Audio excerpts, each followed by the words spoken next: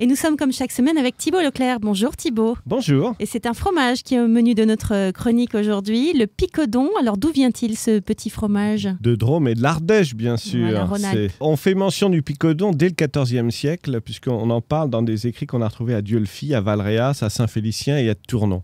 C'est un fromage qui a un grand succès, parce que vous le voyez très bien, ce petit palais... Il ressemble un petit peu au rocamadour dont on avait parlé il y a quelques semaines. Absolument. Et donc, fromage de chèvre avec beaucoup de goût, parce qu'il est fait avec le lait des chèvres qui vont paître dans les pâturages de la région. Et il a un goût très délicat, très fin.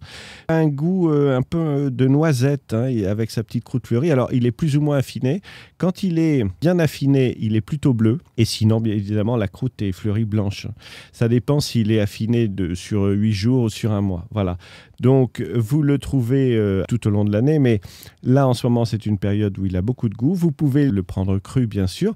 Mais sachez que vous pouvez aussi le faire macérer un peu dans du vin blanc. Vous pouvez le rajouter dans des salades. Vous pouvez le faire griller aussi. Donc, il y a 1001 manières d'en profiter. Donc, le picodon, vous pouvez les manger tout de suite ou bien sec selon votre goût. Mais c'est un fromage qui a un grand, grand succès. Vous savez qu'à une époque, il y avait même un train, le train du picodon, dans les années à la fin du 19e, qui reliait Dieulefit à Montélimar pour faciliter l'exportation de ce fromage qui commençait déjà à être très recherché. Juste, vous le mangez avec du raisin, par exemple, en ce moment ? Oui. Ou avec de la poire, un fruit ? Avec de la poire, évidemment. Mais ça, on en reparlera la semaine prochaine. Eh bien, pour l'instant, en tout cas, on retrouve cette chronique, comme d'habitude, sur le site terroirdechef.com. À très bientôt, Thibaut Leclerc. À la semaine prochaine.